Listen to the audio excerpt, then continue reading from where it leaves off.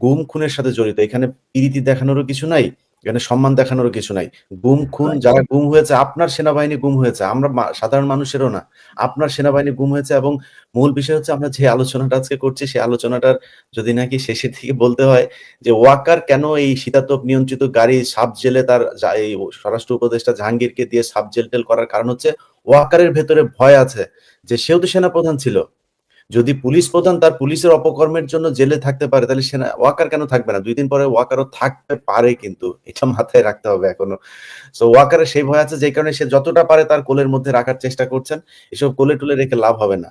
আমরা তাজুল ভাইকে ধন্যবাদ জানাই এবং তাজুল ভাই নিরাপত্তা বাড়ানো হোক এবং ডক্টর ইউনূসকে বলব, ইউনূস সাহেব শয়তানি বহুত করেছেন, আপনার উপদেষ্টারা দুর্নীতি লুটপাট অনেক করেছে কিন্তু এই বিচারগুলো আপনাকে করতে হবে। আপনার কাছে অনুরোধ, স্বরাষ্ট্র উপদেষ্টা তাকে যেখানে পাবেন সেখানে তাকে প্রতিহত করবেন।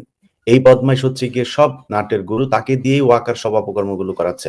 সো তার পদত্যাগ করা খুব জরুরি। এর পদত্যাগ করতে না পারলে আপনি দেখেন তাদেরকে আজকে তাদেরকে ট্রাইব্যুনালে ডাকা হয়েছিল। তাদের সেনা হেফাজতে নেয়ার পরপরই স্বরাষ্ট্র উপদেষ্টা কত তড়িঘড়ি করে তারপরে প্রজ্ঞাপন জারি করে সেখানে সাবজেল ঘোষণা করে দিল একটা। সো সবকিছু প্রি প্ল্যান্ড। এই স্বরাষ্ট্র উপদেষ্টাকে দিয়ে কোনো কিছু হবে না। আমি পুলিশের বিভিন্ন লোকজনের সাথে কথা বলে আজকে কর্ণফুলী থানার ওসিকে সেখান থেকে প্রত্যাহার করা হয়েছে। আমি মানে আল্লাহর কসম করে বললাম এবং আমার সজ্ঞানে আমি যত তার ব্যাপারে সে মনে হয় সারারাত ঘুমায় না। এই WhatsApp এ আওয়ামী লীগের কোন গ্রুপে হাসিনা কথা বলে, ওই এলাকার WhatsApp এর গ্রুপগুলোতে কি বলে, ইসকন কি বলে, সারারাত সে আমাকে টেক্সট করত। যে ভাই এই যে এখানে হচ্ছে এবং তার এই তথ্যের ভিত্তিতে আপনার সে আমি জানি না সে এগুলো কোত্থেকে পেত। সে আমাকে ২ দিন আগে জানাই দিত যে আগামীকাল পরশুদিন ঢাকায় এই জায়গায় মিছিল হবে। আমি ডিবিকে ফরওয়ার্ড করতাম। আমি পুলিশকে ওই সংশ্লিষ্ট থানার ওসিকে ফরওয়ার্ড করতাম, জুনিয়র ডিসিকে ফরওয়ার্ড করতাম। সেই প্রেক্ষিতে তাদেরকে ধরা হতো। সে অফিসারটাকে হুট করে আজকে কি এলাকায় কোন এক পত্রিকায় তার বিরুদ্ধে নিউজ হয়েছে সেটার কারণে তাকে সরিয়ে দেওয়া হয়েছে। যাত্রাবাড়ী থানাতে ৫ তারিখের পরপর যে ওসি ছিলেন, সেই ওসিকে তারা সেখান থেকে সরিয়ে ১১২টা মামলা করেছেন তিনি। আওয়ামী লীগের এমন কেউ নাই। সেই মামলার উপরে বেস করে এখন অনেক কিছু করা হচ্ছে। অনেককে সেই মামলায় দেয়া হচ্ছে, অনেককে বাদ দেওয়া হচ্ছে। কিন্তু এত পরিশ্রমী, এত আওয়ামী বিরোধী একজন অফিসার, তাদেরকে এই স্বরাষ্ট্র উপদেষ্টা থাকতে দিচ্ছে না। এই খোদা বক্স, সে থাকতে দিচ্ছে না। এরা এগুলো করে যাচ্ছে। তো আমার মনে হয় এই বিচারগুলো পেতে হলে এবং তাদেরকে যথাযোগ্য শাস্তি দিতে হলে স্বরাষ্ট্র উপদেষ্টাকে এখান থেকে পদত্যাগ করতে হবে, সরাইতে হবে। কারণ ওয়াকারের এই চালাকে দেখে তারপরে এই ধরনের বিচার কোনোভাবেই সম্ভব না। যাই হোক আমরা তারপরও আশা করি যে যেটা মাঝখানে বলছিলাম যে হাসিনার ফেরার সম্ভাবনা। হাসিনা এই দেশে ফিরলে এই দেশে কোনো মানে ওই প্রতিবাদের বিষয় না। এদেশে গৃহযুদ্ধ বাঁধবে। যুদ্ধ করে মানুষের জীবন নিয়ে তারপরে এই দেশে যদি কেউ প্রতিষ্ঠিত করতে হয় সেটা করতে হবে। কোনো নিয়ম শৃঙ্খলার মধ্যে থাকা হবে না। সো সেই দিন শেষ। এই দেশের নাম খালি একটা মিছিল করে দেখ কি অবস্থা হয়। আর হাসিনা আসা তো ভোঁ পড়ে। আমরা চাই আসুক সে আয়। আসলে তারপরে বুঝবি কেমন লাগে মজাটা। সেদিন শেষ এবং ওয়াকার আপনার ১.৫ বছর কিন্তু শেষ। আপনি এমনিতেই তো পলিটিক্যাল একটা গভর্নমেন্ট আসলে সেনাপ্রধান চেঞ্জ হবে। যদি সব মিলায়েও যদি হয়, শেষ হয়, তাহলেও কিন্তু আপনি ২০২৬ ২৭ এ শেষ। সো ২৭ এ শেষ যদি হন, তারপরে আপনারে বাঁচাবে কে? আপনার আজিজরে কেউ বাঁচাইতে আসছে? আপনার শফিরে কেউ বাঁচাইতে আসে এখন? হারুন জেলে ছিল, কেউ বাঁচাইতে গেছেন আপনারা? সো আপনারাও কেউ বাঁচাইতে আসবে না। যা করার খুব হিসাব কইরা করেন। এসব শয়তানি বন্ধ কইরা যদি আসলেই চান যে কিছু একটা করতে, যে বলেন দিস এই অফিসার গুলো আমাদের ছিল, অপরাধী ছিল। আমরা তাদেরকে করলাম। ওরা যেহেতু সেনাবাহিনীর আপনাদের দেশবাসীর কাছে আমরা ক্ষমা চাই। আমাদেরকে এতটুকু শাস্তি দেয়া হোক, এতটুকু আমাদের প্রতি সহনশীলতা দেখানো হোক। বাট অপরাধ করেছেন, কি করেছেন এসব বলে আসতে হবে। আপনি কিছুই বলবেন না, কিছুই জানেন না, কিছুই বুঝেন না, এইটা বলে লাভ নাই। কারণ আমাদের সব সাক্ষী আছে, প্রমাণ আছে। এখান থেকে বের হওয়ার কোনো সুযোগ নাই। এটার বিচার এই দেশে হবে এবং আমরা প্রেশার গ্রুপ হিসাবে যাদের মাঠে থাকা উচিত আমরা তো আছি। সেনাবাহিনীর ভেতরেও বিশাল একটা অংশ এখন চায় এটার বিচার হোক এবং সেনাবাহিনীর যারা ভেতরে আছেন আমি মনে করি আপনাদের এই কলঙ্ক ধুয়ে মুছে পরিষ্কার হবার জন্য এদের বিচারের জন্য যা প্রেশার তৈরি করা আপনাদের ভেতর থেকেও তৈরি করা উচিত। যাই হোক যারা আইসিটির সাথে আছেন তাজুল ভাই সহ বিচারক সবাইকে আবার ধন্যবাদ। ওয়াকারের পালিত স্বরাষ্ট্র উপদেষ্টা জাহাঙ্গীর সে হঠাৎ করে খুব তাড়াহুড়া করে আপনারা দেখেছেন যে বিশেষ জেল সাব জেল সেটা গঠন করেছে। সেই সাথে আমরা এই অনুষ্ঠানে আসার আগে আমাদের ব্যারিস্টার ফখরুল ভাই বলছিলেন যে নতুন একটি গাড়ি দেখেছেন আজকে, যে গাড়িতে করে তাদেরকে আনা হয়েছে। তো শীতাতপ নিয়ন্ত্রিত এই গাড়িতে করে আনা হলো। আমরা আজকে প্রাপ্তি যেমন আছে, এই প্রাপ্তির পাশাপাশি ওয়াকারের শয়তানি যে এখনো বন্ধ হয় নাই সেই বিষয়গুলো নিয়েও কথা বলবো। আপনি যদি দেখেন যে এই যে এদের ভিতরে লেফটেন্যান্ট কর্নেল রেদওয়ান যখন আন্দোলন চলে লেফটেন্যান্ট কর্নেল লেভেলের একজন অফিসারকে সেখানে গিয়ে বন্দুক ধরে তারপরে AK-47 দিয়ে গুলি করার দরকার নাই। তিনি নিজে শুয়ে পড়ে তারপরে সেখানে গুলি করছেন। মানে তার সৈনিকরা যখন কিনা তার সাথে গুলি করতে রাজি হয় নাই, তখন তিনি নিজে গুলি করে তাদেরকে সাহস দিচ্ছেন। অতএব এটা আমরা একটা ভিডিও দেখেছি। জি। আমরা শুধু একটা ভিডিও দেখেছি। এরকম কত গুলি সে করেছে সেটা রাইট। তো আমি জানি না। সো এই জায়গাগুলোতে তাদের যে প্রতাপ এখানে ব্রিগেডিয়ার হাসান নাসের আছেন তিনাকে পিএনজি করা হয়েছে। মানে মানে যারাই দেশপ্রেমিক তাদেরকে পিএনজি আর যারা কিনা দেশের বিরুদ্ধে কাজ করেছে তাদের পদোন্নতি দেওয়া হয়েছে। তাদের নানান ধরনের সুযোগ সুবিধা দেওয়া হয়েছে। এবং এর মাঝখানেও সেনাবাহিনীর বেশ কয়েকজন অফিসার তাদেরকে ভারতে পাঠানো হয়েছে। ব্রিগেডিয়ার হাসান নাসের আপনাকে দিয়ে শুরু করি। কেমন দেখলেন আপনাদের সেনাবাহিনীর ১৫ জনকে এটা বাংলাদেশের ইতিহাসে ১ম এই ধরনের ঘটনা ঘটলো। প্রত্যাশা, প্রাপ্তি, ভালো লাগা, আরো চাওয়া কি বাকি আছে? ধন্যবাদ ইলিয়াস ভাই এবং আমার সাথে সহ-আলোচকবৃন্দ এবং দর্শকবৃন্দ যারা দেখছেন। এটা নিঃসন্দেহে বাংলাদেশের ইতিহাসে একটা বিরল ঘটনা, দুঃখজনক, লজ্জাজনক ঘটনা এবং আমাদের সশস্ত্র বাহিনীর জন্য দায় মুক্তি বা কলঙ্ক মুক্তির একটা প্রচেষ্টার দিন হিসেবে আমরা মনে করছি। যে ঘটনাটা ঘটেছে এটা নিয়ে অনেক ধরনের অপপ্রচারের অবসান ঘটেছে আজকে। যে সেনা সদস্যদেরকে বিচার সামরিক বাহিনীর কোর্টে কেন হবে না, কেন এটা আইসিটিতে আসবে, এ নিয়ে তর্ক বিতর্ক এবং তাদেরকে সেনা হেফাজতে রেখে বিচার করা হবে।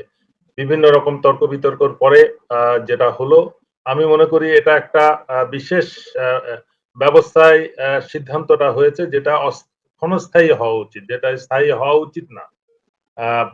এরা যদি কোনো রাষ্ট্রীয় কাজে অপরাধী হতো, যে দায়িত্ব পালনে, রাষ্ট্রীয় দায়িত্ব পালনে এই ধরনের কোনো যেরকম আমি উদাহরণ হিসেবে বলতে পারি এনএসআই এর অতীতে এনএসআই ডিজি, ডিজিএফআই ডাইরেক্টর তাদেরকে রাষ্ট্রীয় দায়িত্ব পালনের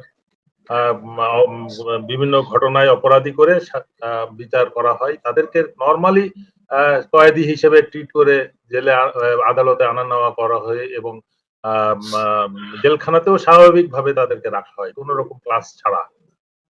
এই পরিপ্রেক্ষিতে যে অপরাধে এই 15 জন অফিসারকে দায়ী করা হয়েছে, মানবতার বিরুদ্ধে অপরাধ, সুতরাং এবং এটা সামরিক আইনের কোন ধারায় বিচারের কোনো সুযোগ নাই। এই অপরাধটা তারা করেছে র্যাবে এবং ডিজিএফআই বা এনএসআই বা সেনাবাহিনীর বাইরে দায়িত্ব পালনকালে এবং মানবতার বিরুদ্ধে অপরাধ, এবং এটার মামলা ফাইল হয়েছে ইন্টারন্যাশনাল ক্রাইমস ট্রাইব্যুনাল কোর্ট, যেটা অবশ্যই বাংলাদেশের যে কোনো জেলা বা পর্বত মানে কোর্ট বা সশস্ত্র বাহিনী কোর্টের উপরে অবস্থান করে। সেই আদালতের দায়েরকৃত ওয়ারেন্টের আসামিদেরকে হাজির করতে সেনা কর্তৃপক্ষ আমি মনে করি একেবারে শেষ দিনে শেষ সময়ে এনে হাজির করেছে, যেটা উচিত ছিল না। সে আন্তর্জাতিক ক্রাইমস ট্রাইব্যুনাল অ্যাক্টের যে পরিবর্তন নিয়েও যে প্রশ্ন করা হচ্ছে সেটাও আমি অবান্তর মনে করছি। অতীতেও এই আইনের বিভিন্ন ব্যত্যয় ঘটনা হয়েছে, বিভিন্ন সময় পরিবর্তন করা হয়েছে। আইসিটির অ্যাক্টে যেটা হয়েছে, যেটা বলা যায় বিচারের নামে অবিচার, সে ধরনের কিছু হবে না বলেই এই আইনকে মানে সঠিকভাবে আন্তর্জাতিক মান যাতে হয় সেই জন্য একজন ইন্টারন্যাশনাল কনসালটেন্ট লয়ারকে রীতিমতন আইসিটিতে রেখে তার অ্যাডভাইসে কাজটা করা হচ্ছে, যেটা আইসিটির আইনটাকে যেন সুষ্ঠুভাবে প্রয়োগ হয়।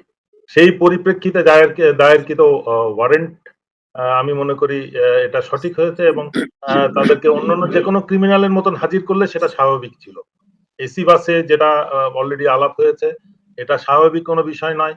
এই বিশেষ ধরনের বাংলাদেশে একটাই বাস আমাদের নজরে আসছে, আর যেন এরকম বাস আমরা না দেখি বা অন্যান্য সকল আসামিদের মতনই যেন তাদেরকে ট্রিট করা হয়।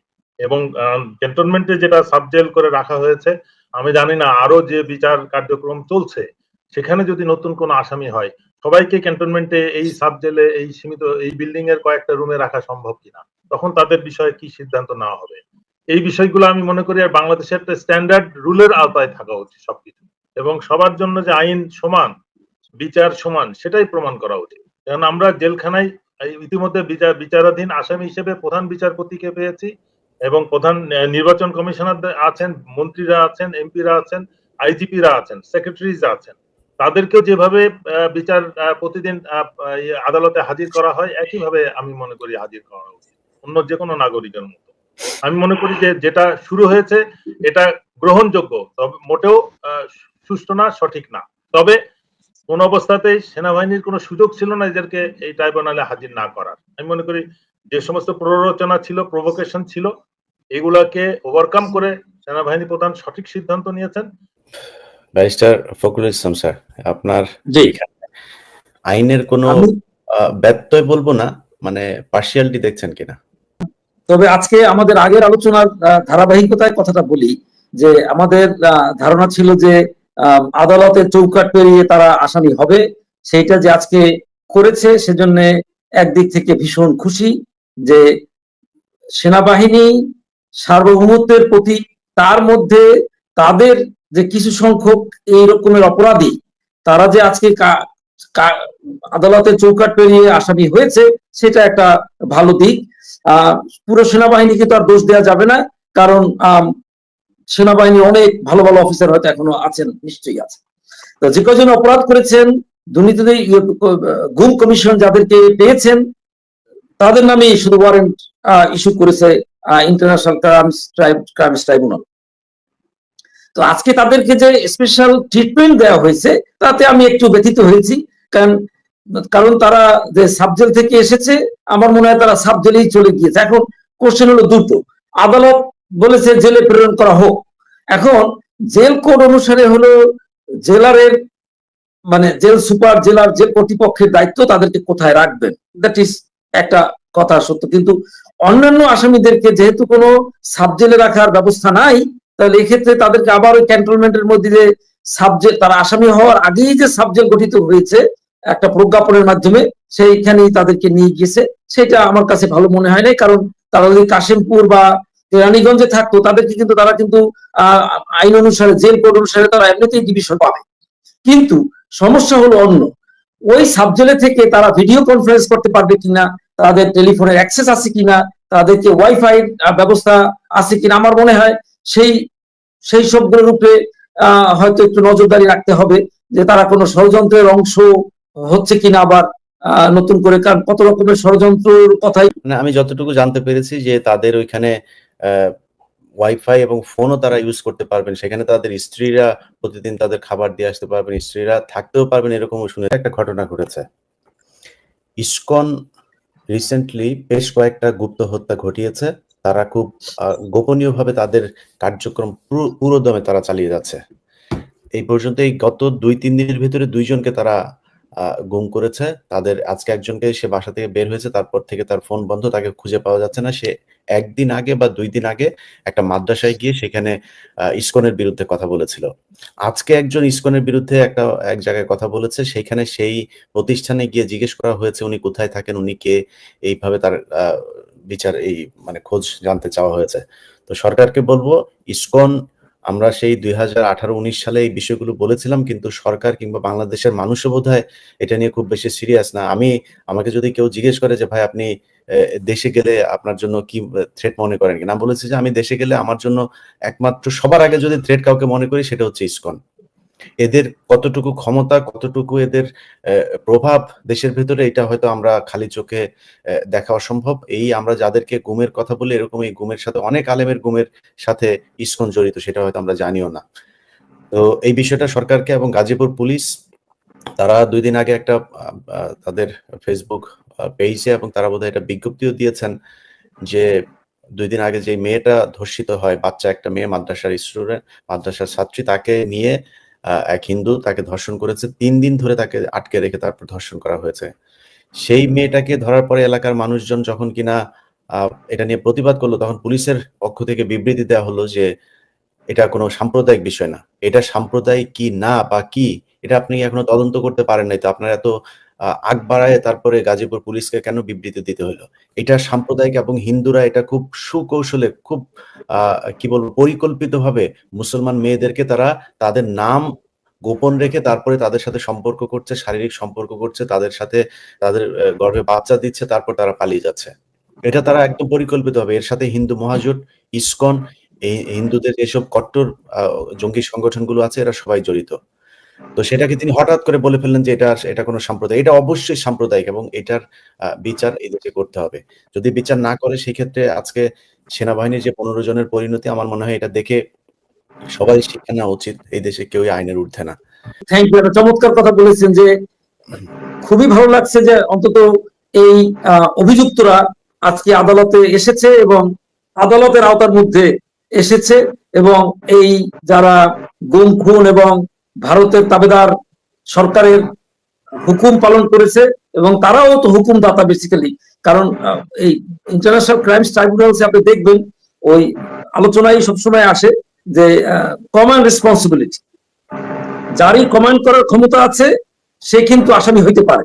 এই ক্ষেত্রে কিন্তু হাসিনা সেজন্য একা আসামি নয়, ওনার হুকুম ওনারাও তামিল করেছেন ভারতের কৌশলে, কাজেই ওনাদেরকে যে আজকে আইনের আওতায় আনা হয়েছে সেজন্য আমার খুব ভালো লাগছে যে শিক্ষার, কিন্তু সমস্যা হলো কি যে ইতিহাস থেকে কিন্তু কেউ শিক্ষা গ্রহণ করে তো না। আজকে দেখুন এই যারা সচিব আছে তারাও তো বলতে পারতো যে তাদেরকে একটা জেলখানা যারা আছে তাদের জন্য আলাদা ব্যবস্থা রাখা হোক। আমি সে ব্যাপারে আমি খুব ব্যথিত আছি, এই মানে এই ডিসক্রিমিনেশনের জন্য আমি একটু ব্যথিত আছি। আদারওয়াইজ আমি খুব খুশি যে ওনারা চৌকাট পেরিয়ে মধ্যে এসেছে। আপনার আজকের যেই সারাদিনের ঘটনা পরিক্রমা কি মনে হচ্ছে, কেমন লাগছে এই বিচার? শেষ পর্যন্ত ফখরুল ভাই যেটা সন্দেহ প্রকাশ করেছেন, আশঙ্কা প্রকাশ করেছেন যে শেষ পর্যন্ত বিচারটাও করা যাবে কিনা, কারণ তাদের আমরা যতটুকু জানতে পেরেছি যে সাব জেলের যে সুযোগ সুবিধা রাখা হয়েছে সেখানে এই তাদের স্ত্রীদেরকেও সেখানে থাকতে দেওয়া হবে। স্ত্রীদের থাকতে দেওয়া মানে গার্লফ্রেন্ডরাও থাকতে পারে, ফোন রাখতে দেওয়া হবে, ওয়াইফাই থাকবে, স্মার্টফোন ইউজ করতে পারবে। এই বিষয়গুলো সেখানে থাকবে এরকম শুনতে পেরেছি। এটা কতটুকু সত্য? ভাই আমি সকালবেলায় ছিলাম সে আইসিডিতে, তো আমি খুব খুশি। আমারে দাদুল ভাই বলল সব ঠিকঠাক, কোনো অসুবিধা নাই। আমি ধন্যবাদ দেওয়ার পরে জানতে পারলাম কারাগারে যাচ্ছে। তো আমি কিউরিওসিটি জিজ্ঞেস করলাম, ভাই কোন কারাগারে যাচ্ছে আসলে? কাশিমপুর না ওইটা? তো ভাই সাব ছিলাম, এটা কেন হইলো? তখন উনি বলতেছে, ভাই আমার কিছু করার নাই। আ আদালত রায় দিয়েছে কারাগারে যাবে। অর্থাৎ আদালতের রায়ের পরে এটা ওইখানে মানে আপনাকে আইজিপি প্রিজন তার দায়িত্ব পড়ে তাকে গাইড করে কোন কারাগারে নিবে। এখন এটা যত সহজ আমি বললাম এত সহজের না। আপনি দেখেন এসি বাস, এসি বাসটা আবিষ্কার করলো কে? কার পয়সায় কেনা হয়েছে? কোন মন্ত্রণালয় কিনছে? এটা হইতে হবে হোম মিনিস্ট্রি। হোম মিনিস্ট্রি কিনছে? না কিনলে হোম মিনিস্টার এক্ষুনি পদত্যাগ করা উচিত। এই ধরনের বাটপার হোম মিনিস্টার আমাদের দরকার নাই। এইরকম স্বজনপ্রীতি হোম মিনিস্টার আমাদের দরকার নাই। উনি আমার খুব আদরের, বাট আমি লজ্জিত। আমি খুবই দুঃখিত এই ধরনের স্বজনপ্রীতি করার জন্য। যেখানে সাধারণ গাড়িতে আসা যাওয়া করে পুলিশের আইজিপি, আমাদের ওখানে আগে ছিলেন জেনারেল হারুন সেনাপ্রধান বীর প্রতীক, তারপর ছিলেন আমাদের জেনারেল ইরশাদ, স্যাররা বলছেন 75 এর যে নায়ক তাদেরকে ওইভাবে জেলে রাখা হয়েছে। এমন কি হলেন যে এনাদেরকে এই ট্রিটমেন্ট দিতে হবে? হ্যাঁ, সরকার চাইলে অবশ্যই ট্রিটমেন্ট দিতে পারে। ওই 5 স্টার হোটেল শেরাটন তার উপরে ২ টা রুম নিয়ে নিল। আ অসুবিধা নাই। সবাইকে একটা করে হুড দিল। কোন আপত্তি নাই। কিন্তু কেন এদেরকে ক্যান্টনমেন্টের ভিতরে? এটা একটা বৈষম্য সৃষ্টি করবে। আগামীতে এটা খারাপ প্রতিফলন হবে। মানুষ আর উৎসাহ পাবে যে অপরাধ করে মুক্তি পাওয়া যায়। এখন একটা কথা বলি, কেন তাদেরকে আনা হচ্ছে না? আমি যেটা সন্দেহ করি, এরা যদি মুখ খোলে, এরা মুখ খোলার জন্য অনেকে উদগ্রীব। আমার সাথে যোগাযোগ করছে। তারপর সব বলে দিব। এরা আইসিডিতে কোনো কথা বলে নাই। কারণ গোয়েন্দাদের প্রেশারে তোমরা কোনো কথা বলবা না। আইসিডিতে কোনো টর্চার হয় না, কোনো কিছু হয় না। এই কমান্ড রেসপন্সিবিলিটি পানিশমেন্ট হচ্ছে। কমান্ড রেসপন্সিবিলিটি তো তোমার দায়িত্ব ছিল। অনেকে একদম জানেই না হয়তো কে তার ছেলে আছে, নাম জানে হয়তো দেখে নাই কখনো। কথা হলো আপনারা এই লোকগুলি কোনো কোঅপারেট করে নাই আইসিডির সাথে। আগামীতে যাতে কোঅপারেট করতে না পারে এইজন্যই সাবজেল। এখন আপনি চেষ্টা করলেও আপনি পারবেন না। মোড়ামুড়ি করবে, ভয় দেখাবে। আমি মনে করি গোয়েন্দা সংস্থা সম্পূর্ণ নিষিদ্ধ করে দেওয়া উচিত আইসিডিতে। এবং এরা যেন না আসতে পারে, ইনফ্লুয়েন্স না করতে পারে। এবং অতি দ্রুত এদের এখান থেকে কেন্দ্রীয় কারাগারে নিয়ে যাক। বিশেষ করে কাশিমপুর কারাগারটা দূরে হলেও অনেক সুবিধা, নিরাপদ এবং ভালো। সম্মান নিয়ে বসবাস করা যায়। আমার কাছে খারাপ লাগে সেনাবাহিনী অফিসার আমার কষ্ট দেয়। যে অপরাধ করছে সেজন্য তো আপনি দায়বদ্ধ, আপনি তো কোঅপারেট করেন নাই। এরপর হলো আপনি জানেন বাসের কথা বললাম। সাব জেল করা এটা দায় দায়িত্ব সম্পূর্ণ হোম মিনিস্টারের, অর্থাৎ ডক্টর ইউনূস এখানে জড়িত। এটা একদিনে হয় নাই। এর সাথে ডক্টর ইউনূসও কম বেশি জানেন। উনি হয়তো ভাবুক মানুষ, জ্ঞানী মানুষ। ঠিক আছে, অসুবিধা নাই। তো আমরা এইখানে কৃতজ্ঞ হয়ে যাই যে এদেরকে জেলে আদালতে আনা হইছে। মানে বাঙালি আমরা কোন পর্যায়ে, এতে প্রশংসা করতে, করতে শেষ। নিঃসন্দেহে এটা অনেক দাবিদার, অনেক কিছু। কিন্তু এই প্রক্রিয়া চালাইতে গেলে, সত্য ঘটনা উদ্ঘাটন করতে গেলে আপনাকে অবশ্যই সাব জেল থেকে সরাইয়া মূল কারাগারে নিতে হবে। কারণ এখানে বৈষম্য করা যাবে না। এবং ওই যে সন্দেহ করতেছেন বিচার হবে কিনা? অবশ্যই বিচার হবে না। কিভাবে হবে? আমরা যেভাবে মারামারি শুরু করেছি রাজনীতিবিদরা, সনদ নিয়া তাদের স্কোপ দিচ্ছি আরো কিছু বোম ফুটবে, গোলাবাজি হবে, তখন আমন্ত্রণ জানাও সেনাবাহিনী আপনি টেক ওভার করেন। তাতে থেকে মাফ হয়ে যাবে। মাফ করে দেওয়ার স্কোপ করা হবে। আমরা চাই না কোন রকম বৈষম্য হোক, কোন রাজনীতি পথে রাজনীতি চলবে। বাট লজ্জা লাগে কি ভাই, যে লোকগুলি কোনো কাজ করে নাই ৫ই আগস্টের জন্য, জুলাইয়ে, এরা এখন গণিমতের মাল খাওয়ার জন্য মানে পাগল হয়ে গেছে। কে কোনটা খাবে, কোন মন্ত্রণালয় নিবে। এই জন্য কি এত লোক রক্ত দিছে? না এনাদের এই নেতাদের ছেলে মেয়ে মাঠে ছিল? কেউ তো ছিল না। এরাই এখন হালুম, হালুম করতেছে কি খাবে? এরাই এখন বাটপারি কথা বলতেছে। এই যে আমাদের বিএনপির এক নেতা বলতেছে সেনাবাহিনীর মানে ভাবমূর্তি, মানে মোরাল ভেঙে পড়বে। অসম্ভব। এদেরকে ওখানে রাখলে আর মোরাল ভাঙবে। বের করে দিলে মোরাল শক্তিশালী হবে। এই অথর্ব জেনারেলদের আমাদের দরকার নাই। আপনারা ভালোবাসেন, দণ্ড হোক, পরে পুনর্বাসন করেন অন্য জায়গায়, আপত্তি নাই। আর সেনাবাহিনীতে রেখে সেনাবাহিনীকে ধ্বংস করেন না। আর কেউ যদি খোয়াব দেখেন হাসিনা আসতেছে, কিচ্ছু করার নাই, দুঃখিত। তাহলে অন্য কিছু রক্তারক্তি হবে। এখনো অনেক লোক আছেন, আইনের আওতায় আসবেন। ১-২ জন না, হাসিনার প্রচুর কথা ভুলে যেতে হবে। হ্যাঁ, এখনো খোয়াব দেখে রে ভাই। না দেখলে এই কাজটা করে। সেনাবাহিনী উচ্ছিল উৎসাহ নিয়া এদের বাইন্দা ধরে দেই। একজন তো পলাইয়া গেছে। কোন পর্যায়ে গেলে ৪ জন জেনারেল ডিজিএফআই ভারতে আশ্রয় নিছে। এই আমাদের শিক্ষা, এই আমাদের প্রশিক্ষণ, এই আমাদের দেশপ্রেম। আবার এই সব ইংরেজি বলে বসে, বসে আমরা। এদেরকে কি করা উচিত আমি জানি না। মানে আগামী দিনে যে কথা বলবে সেনাবাহিনী সেই স্পেস রাখে নাই। আর এই জেল, এই সাব জেল কইরা আরো স্পেস বন্ধ করে দিছে। কোন মুখে কথা বলবে একজন জেনারেল বাইরে আইসা? লজ্জা করা উচিত। এই ডিজিএফআইটাকে নষ্ট করে দিছে। এটাকে সংস্কার করার জন্য নিজের আগে আসা উচিত। হাসান নাসির স্যার আমরা বহু চেষ্টা করছি সেনাবাহিনী সংস্কার করার জন্য। এনারা করতে দেন নাই। আমরা তখন বলতেছিলাম এনারাই সাফার করবে। না ওনার অনেক দুর্বলতা আছে। ওনাদের উপদেষ্টা করিয়েছে, এনাদের কি সমস্যা জানি না। এনাদের অবশ্যই এই সমস্যা না, ওনাদের উপদেষ্টা উচিত ছিল প্রতি মাসে তার ব্যাংক হিসাব দেওয়া। হিসাব দেখো ভাই। কোন লোক দেখছেন সদস্য করেন। আমাদের কোনো চিন্তা হয় নাই। আমাদের বছর হাসিনা মানে হাসিনার ঘষা খেয়ে আমরা শিক্ষা পাই নাই। আমাদের আরো দরকার। এই ছাত্ররাও ভুল করছে রাজনীতি করে, যে পেশায় গ্রুপে থাকতো সব কটা সোজা করা যাইত। তারপরে আমি মনে করি আমরা আশাবাদী ইনশাল্লাহ আমরা প্রেশার ক্রিয়েট করব যাতে এই কাজটা না করে। সেনা প্রধানের দায়িত্ব ছিল আসলে এগুলি না করা। এগুলো বিতর্কের সৃষ্টি করছেন। প্রতিদিনই এটা নিয়ে হবে কথাবার্তা। আমি বলব সবাইকে যারা কথা বলেন, আপনারা কথা বলবেন। এই বৈষম্য যেন বিচারে না থাকে। তাহলে এটা জুলুম হবে। আপনি একজনকে মাফ করে দিলেন, একজন ছেড়ে দিলেন, এটা কোনো বিচার হলো না। যদি মনে করেন অন্যায় হয় না, বিচার হবে না। কিন্তু অন্যায় স্বীকার করার পরে আপনারা এই ফাইজলামি করবেন, এর কোনো কারণ নাই। আমি অবাক হব না হাসান নাসির স্যার যে মেস ওয়েটার এসে খাবার দিয়ে দিচ্ছে মেসে। না না ইলিয়াস ভাই যা বলছে একবার 100% চলবে, ডোন্ট ওয়ারি। এখন ওখানে তো আমি গেছিলাম নিচ পর্যন্ত। ওখানে আপনার ওয়াইফাই লাইন থেকে সবকিছু বিদ্যমান। এখানে জেল কোডে যে নিয়ম আছে, যে খাবার সেই খাবার তার খাইতে হবে। জেল কোডে যে প্লেট সেই প্লেটে তার খাইতে হবে। এর ফাইজলামি করার অবকাশ নাই। রেজাকুল হায়দার একই অবস্থা ছিল, আমারও একই অবস্থা ছিল।